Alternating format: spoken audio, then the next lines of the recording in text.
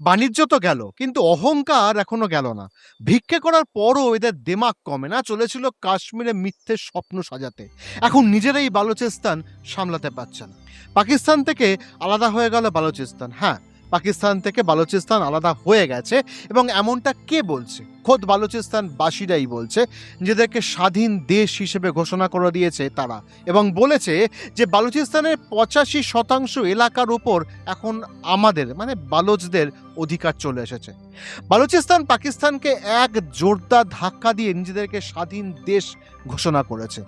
Social মিডিয়ায় একটি বয়ান বা বিবৃতি শেয়ার করা হয়েছে, যেখানে রিপাবলিক অফ বালুচিস্তানের নামে বালুচিস্তানকে একটি ইন্ডিপেন্ডেন্ট কান্ট্রি বা স্বাধীন দেশ হিসেবে ঘোষণা করার দাবি জানানো হয়েছে। ভাইরাল হওয়া চিঠিতে আরও বলা হয়েছে যে বালুচিস্তানের সেনাবাহিনী এই অঞ্চলের 85% এলাকা নিজেদের কবজায় করে নিয়েছে, আর এর সাথেই দেশের নিজস্ব পতাকা, জাতীয় সঙ্গীত এবং নতুন কারেন্সি অর্থাৎ নিজস্ব টাকা ও প্রশাসনিক ব্যবস্থা চালু করারও দাবি করা হয়েছে। স্বাধীনতা ঘোষণার সঙ্গে সঙ্গে এই অঞ্চলের প্রায় 85% ভূখণ্ডের ওপর এখন বালুচিস্তানের নিয়ন্ত্রণ চলে এসেছে, আর পাকিস্তানের সেনা ও প্রশাসন তারা মাত্র 15% ভাগে আটকে রয়েছে। এমন চাঞ্চল্যকর অ্যানাউন্সমেন্টের ঠিক পরেই চীনের তরফ থেকে ওই অঞ্চলের একটি খনি, যা ঠিক ওই সীমানার শেষ প্রান্তে বা ইরান সীমান্তের দিকে অবস্থিত ছিল, সেটাও সম্পূর্ণ বন্ধ করে দিয়েছে। পুরো বিশ্ব যখন আমেরিকা আর ইরানের যুদ্ধ, রাশিয়া ইউক্রেন এবং গাজা ইসরায়েল সংকট দেখছে, তখন বালুচিস্তানের এই পদক্ষেপ কি বিশ্ববাসীর ফোকাস বা নজর নিজেদের দিকে আকর্ষণ করার কোনো চাল, নাকি এর মানে আরও গভীরে? বুঝতেই পারছে, শুধু বালুচিস্তান নয়, পাকিস্তান পিওকেও সামলাতে পারছে না, সেখানেও অবস্থা ভীষণ শোচনীয়। এই সব নিয়ে আজ আমরা আলোচনা করব। তার সাথে পাকিস্তানের ইকোনমিক কন্ডিশন নিয়েও একটা গল্প বলবো।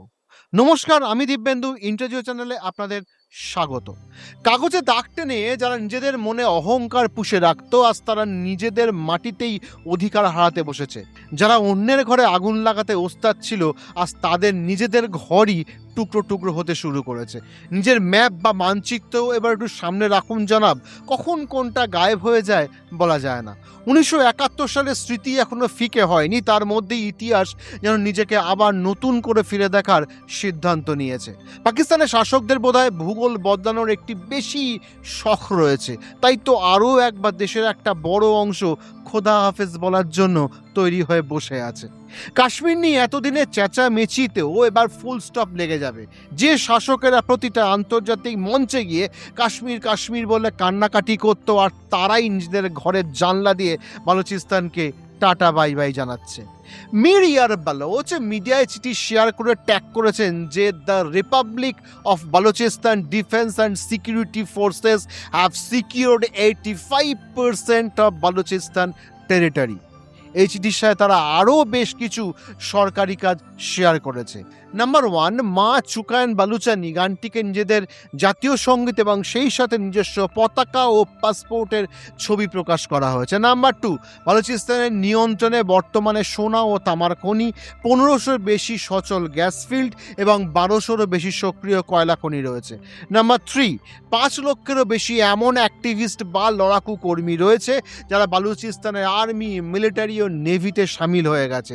যদি বিদ্রোহীদের কাছে কোনো fighter jet, helicopter, tank, missile বা কোনো ভারী কামান নেই, কিন্তু তাদের দাবি 2026 সালের শেষ নাগাদ তারা পাকিস্তানি সেনাকে বালুচিস্তান থেকে পুরোপুরি হটিয়ে দেবে।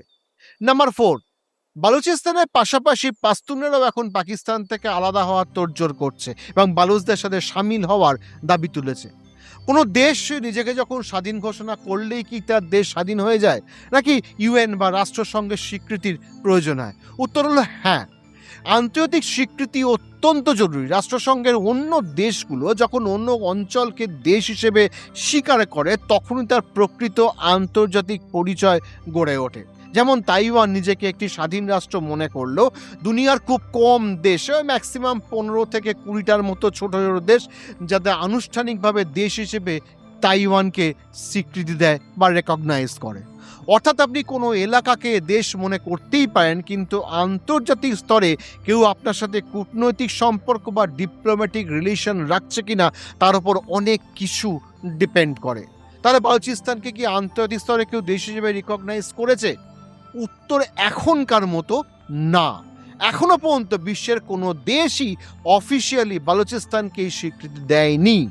তবে বালুচদের বিশ্বাস, তার নিজেদের পরিচয়ে যেভাবে আফগানিস্তান বজায় রেখে চলেছে সেভাবেই বালুচিস্তানও নিয়ে চলবে এবং ধীরে ধীরে বিশ্ববাসী তা মেনে নিতে বাধ্য হবে।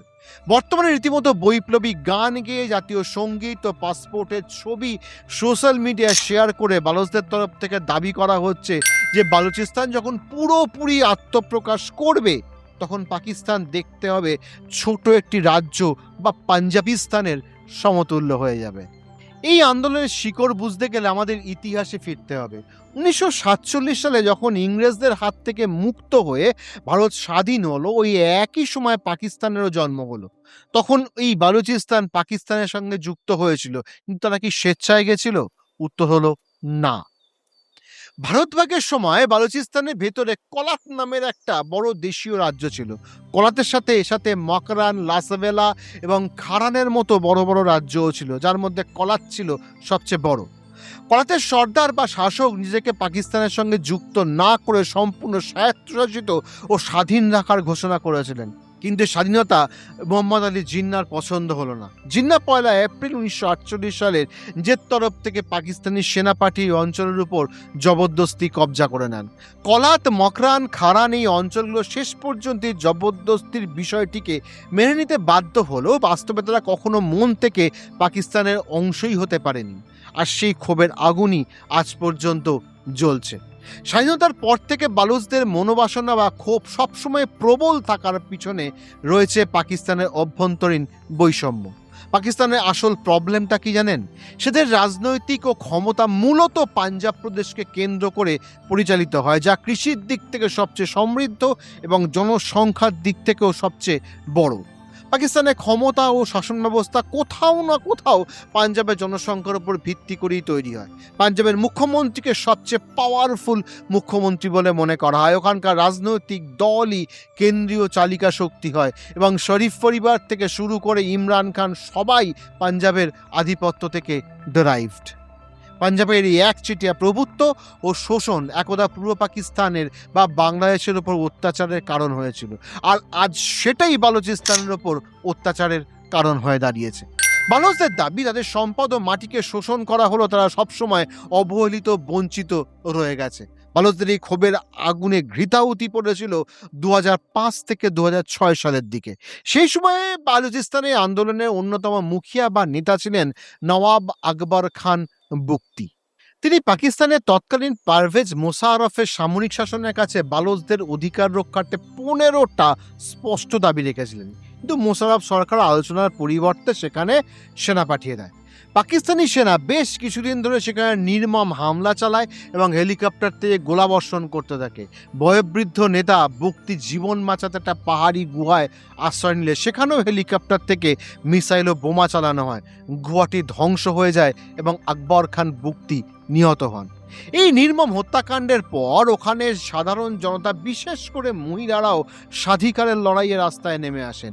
2005 সালের পর থেকে বালুচিস্তানের ঘরে ঘরে পাকিস্তানি সেনার বিরুদ্ধে মারাত্মক ঘৃণা তৈরি হয়ে যায়, যার ফলে আজ বিশ্বজুড়ে যেখানেই বালুচরা রয়েছে তারা পাকিস্তানের থেকে সম্পূর্ণ স্বাধীনতার দাবি তুলছে। আর এই ক্ষোভকে কাজে লাগিয়েই বালুচ লিবারেশন আর্মি বা বিএলএ আজ অত্যন্ত চাঙ্গা হয়ে উঠেছে এবং তারা পাকিস্তানি সেনার পাশাপাশি চীনের ইনভেস্টমেন্টগুলোকেও টার্গেট করছে। বালুচিস্তান পাকিস্তানের 44% ক্ষেত্রফল জুড়ে অবস্থিত এবং এটি প্রাকৃতিক সম্পদের এক মহাসমুদ্র। রেকর্ডিক এটি দুনিয়ার অন্যতম বৃহৎ তামা ও সোনার খনি। এই রেকর্ডিকের উপর খোদ আমেরিকা গত বছর $1.25 বিলিয়ন ইনভেস্টমেন্ট অ্যানাউন্স করেছিল। এই বছরও তারা আবার $7 বিলিয়ন প্রজেক্টের ঘোষণা করেছে, যাতে এই অঞ্চল থেকে সোনা ও তামা তোলা যায়। পাকিস্তানের সেনাপ্রধান আসিম মুনির এবং প্রধানমন্ত্রী শাহবাজ শরীফ মূলত পাকিস্তান থেকে অর্থ সাহায্য পেতেই এই অঞ্চলের উপর জোর দিচ্ছেন। বালুচিস্তানের অত্যন্ত গুরুত্বপূর্ণ গদার পোর্ট চীনকে দেওয়া হয়েছে এবং চীন পাকিস্তান ইকোনমিক করিডোর বা সিপিইসি মূলত এই অঞ্চলের উপর দিয়েই পাস হয়েছে। এছাড়া এটি ইরান, আফগানিস্তান, আরব সাগরের এক গুরুত্বপূর্ণ ট্রাই জাংশন হয়ে রয়েছে। কিন্তু বালুচদের দাবি, আমাদের মাটি থেকে সোনা, তামা ও সুই গ্যাস তুলে নিয়ে গিয়ে পাকিস্তান ও চীন ধনী হচ্ছে, অথচ স্থানীয় মানুষ এর কিছুই পাচ্ছে না, উপরন্তু তাদের ওপর অত্যাচার করা হচ্ছে। তাই বালুচ লিবারেশন আর্মি লাগাতার চীনা প্রকল্পের উপর হামলা চালাচ্ছে। সম্প্রতি বিদ্রোহীদের তীব্র আক্রমণের মুখে পড়ে এই অঞ্চলে বিখ্যাত সাইন্ডা কপার গোল্ড মাইন বন্ধ করার ঘোষণা করেছে চীনা কর্তৃপক্ষ। চীনের সিপিসি প্রজেক্টও এখন পুরোপুরি ফ্লপ হতে দেখা যাচ্ছে।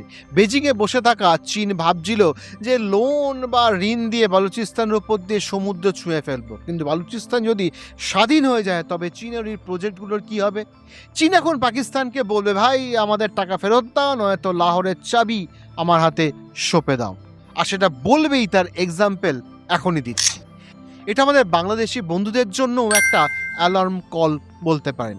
ফের অন্ধকারে ডুবতে চলেছে পাকিস্তান। যে কোনো মুহূর্তে বন্ধ হয়ে যেতে পারে দেশের বেশিরভাগ অংশের বিদ্যুৎ সংযোগ। গত কয়েক বছরে সেখানকার পাঞ্জাব, সিন্ধ ও বালুচিস্তানে মোট 18টি বিদ্যুৎ কেন্দ্র তৈরি করেছিল বেজিং। সিপিসি জ্বালানি পরিকাঠামো চুক্তির অধীনে নির্দিষ্ট নির্মাণ কাজ চলেছে। 2015 সাল থেকে ধাপে ধাপে বিদ্যুৎ কেন্দ্রগুলি চালু করে পাক সরকার। সেই বিদ্যুতের বিল চীনা সংস্থাকে ইসলামাবাদের দেওয়ার কথা। কিন্তু অভিযোগ, বহু তদবির, বহু কথা সত্ত্বেও এক টাকাও দেয়নি শাহবাজ শরীফ প্রশাসন। উল্টে বিল মুকুবের ব্যাপারে বেজিংকে রাজি করানোর চেষ্টা চালায় তারা। গত অর্থ বছরে মানে 2025-26-এও সেটা 42,300 কোটি পাকিস্তানি টাকায় পৌঁছে যাওয়ায় টনক নড়ে চীনের। বকেয়া অর্থের পরিশোধের জন্য শাহবাজ প্রশাসনের ওপর চাপ দিয়ে শুরু করে বেজিং। তখনই সারচার্জ বাবদ 17,000 কোটি পাকিস্তানি টাকা মুকুব করতে বলে পাকিস্তান, কিন্তু ড্রাগনের সংস্থাগুলি একবারও রাজি হয়নি। সম্পূর্ণ বিদ্যুতের বিল মুকুব করতে চীনা সংস্থাকে ফের অনুরোধ জানায় পাক সরকার। সঙ্গে সঙ্গে এটা বাতিল করে দেয় চীন। এই পরিস্থিতিতে বিপদ এড়াতে ফের বিশ্বস্ত বন্ধু সৌদি আরবের কাছে ভিক্ষে চেয়েছে শাহবাজ শরীফ।